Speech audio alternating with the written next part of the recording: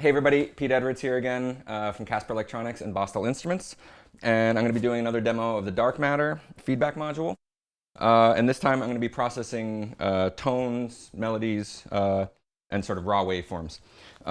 So in the last video, which is linked below, I was working with beats. So that was more about getting the rhythm and the feedback to kind of fight against each other. In this case, we're going to be playing with more of the subtle effects. I've got a bubble sound VCOB oscillator here. I've got a popcorn and a pico seek, which are creating a sequence to make a melody. And then I've got a couple envelopes and a few effects up here. So first we'll bring in our tone. And this is just a regular triangle wave. And that's going through a VCA, so I can also envelope that, which is one of the tricks I like to do because the signal has soft clipping, so it gives a little bit of a tone change as the envelope sweeps in. Then we'll bring in some feedback.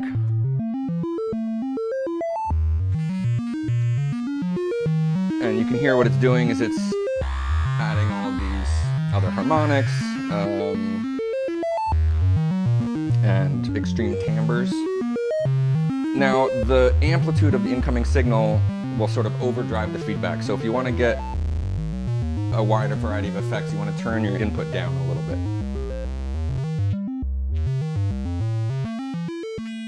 So that's sort of first the main, like the first trick here. You give it a tone, and then you can create sub-octaves and create different sort of harmonic effects. Then the next effect is we're going to be enveloping our incoming signal. And you can hear whenever the signal fades out, the feedback comes in. And that could be out of tune, which can sound cool, but what I like to do is I take the same oscillator and I plug that into the feedback CV amount. And what you'll hear, now the feedback is also in tune with the melody. We're getting our enveloped signal mixed with our feedback signal.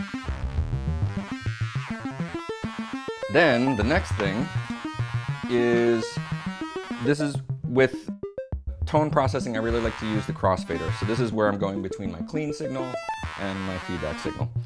And I'm going to put an LFO on that.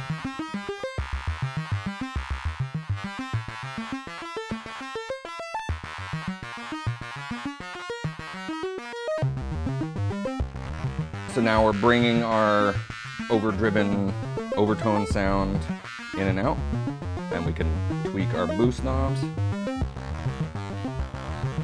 And then let's take another envelope from the skis and go into the treble boost so we can hear that. So this envelope is modulating the treble.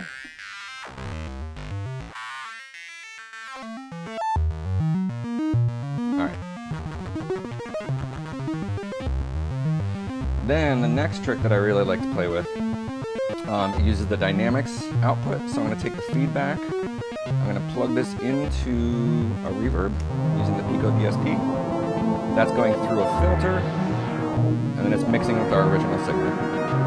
And what I'm doing then is I'm going to take the dynamics output, and I'm going to use that to control the filter cut. And that envelope is also tracking my amplitude control, which is being controlled by the skis here. You can see as this envelope is bringing in my signal, it's creating this envelope, which is modulating the filter. In any case, the point is that you can control the amount of reverb that comes through with the level of your incoming signal.